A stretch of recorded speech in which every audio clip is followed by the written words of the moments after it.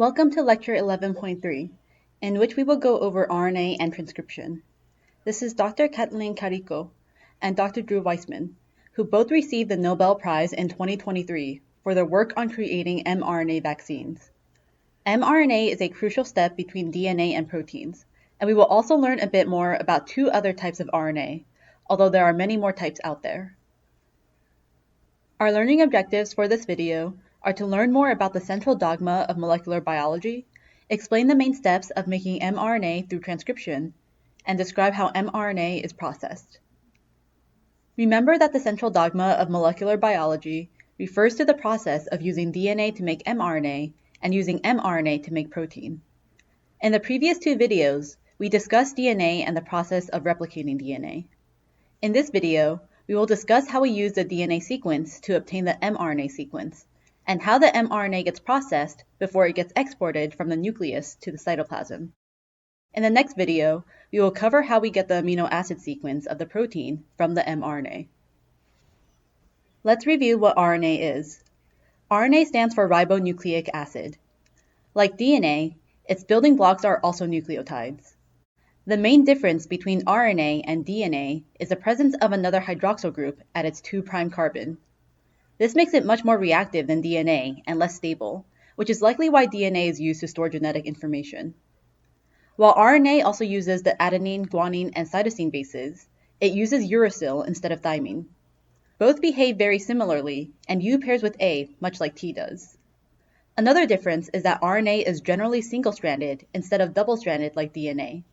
However, RNA often forms secondary structures by folding into itself.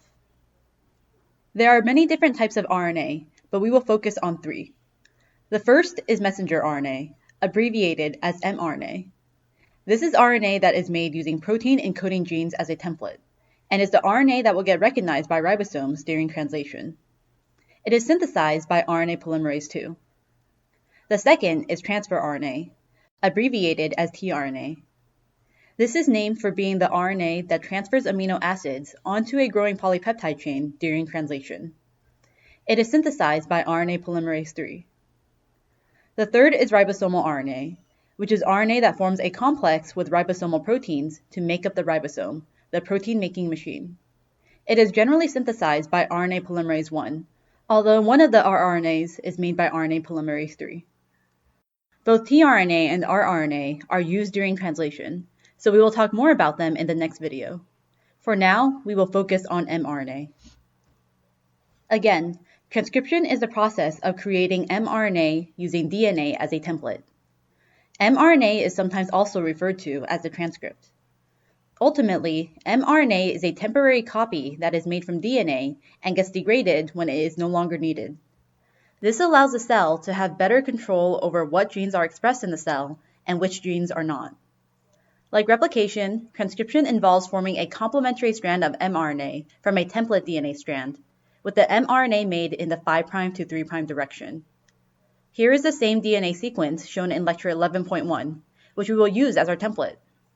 Instead of getting the complementary DNA strand, we will now get the complementary RNA strand.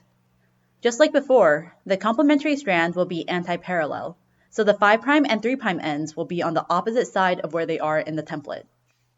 Now we can fill in the complementary sequence. An A must go across a T, and a C must go across a G, and so on. The main difference is that when we come across an A, instead of a T, RNA will use a U. Notice that this mRNA sequence is exactly the same as a complementary DNA sequence on the opposite strand of DNA, except there are U's in place of the T's. We can now rewrite the mRNA to be in the 5' to 3' direction by reversing it.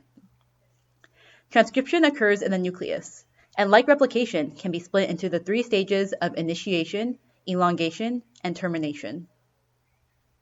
Like replication, initiation of transcription involves opening up the DNA. This allows for proteins called transcription factors and for RNA polymerase II to bind to a region called the promoter, preparing everything needed for transcription to occur.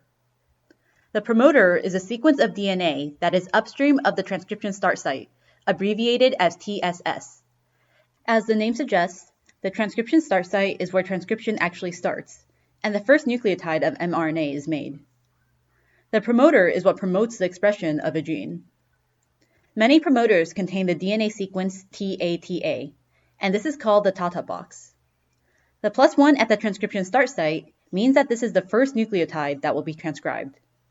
The other numbers are relative to this +1. For example, the nucleotide right before it would be at position -1, and this -30 marks the nucleotide 30 bases upstream of the start site, which is where the TATA box is generally found. Transcription factors, often abbreviated as TF, are proteins that bind to the DNA. There are many of them, and their role is to recruit the RNA polymerase to the promoter, letting it know that it should make mRNA. Transcription factors that are associated with RNA polymerase II can be referred to as TF2, with the different transcription factors distinguished by different letters. This diagram shows the order of transcription factors binding, but you will not need to know that for this class. Just know that the transcription factors will bind to the promoter region first, and this will bring the RNA polymerase over to begin transcription. Now that the RNA polymerase II is at the DNA, it is ready to start transcribing. It will scan along the DNA, and at the transcription start site, it will start synthesizing mRNA, beginning the elongation step. Remember that unlike DNA, RNA does not need an existing 3' end to be synthesized. RNA polymerase will simply begin making mRNA in the 5' to 3' direction. Transcription will only occur on one strand of DNA at a time, not on both strands. The strand of DNA that is transcribed is called the template strand, since it is being used by RNA polymerase II as a template. The strand that is not transcribed is called the non-template strand. It is sometimes also called the coding strand because, as we showed earlier, its sequence is essentially the same as the mRNA sequence, but with T's instead of U's. As shown on this diagram, the mRNA that is being made unbinds from the DNA as elongation continues. This allows the DNA that has already been transcribed to close back up, while the next portion of DNA that will be transcribed opens up.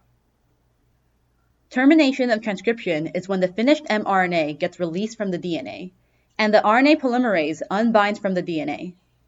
In eukaryotes, the RNA polymerase generally continues to transcribe the DNA past the end of the mRNA sequence, and there is an internal sequence that gets cleaved.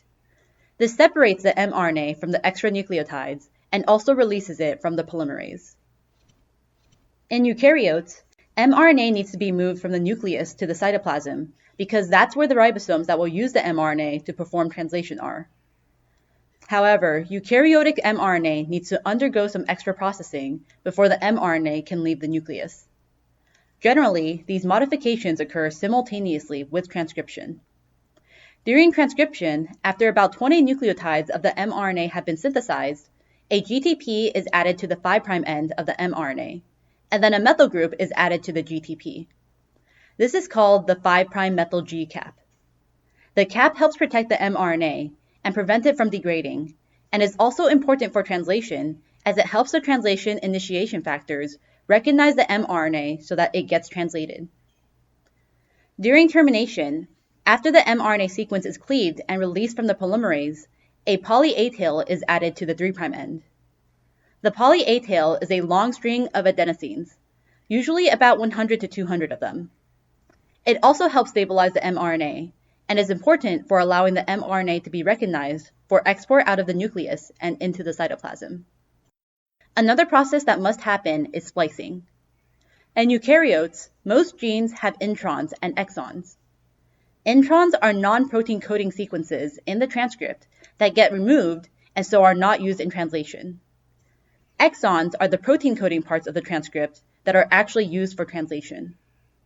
The introns are named for being in between the exons, while the exons are named for being the parts of the transcript that are actually expressed.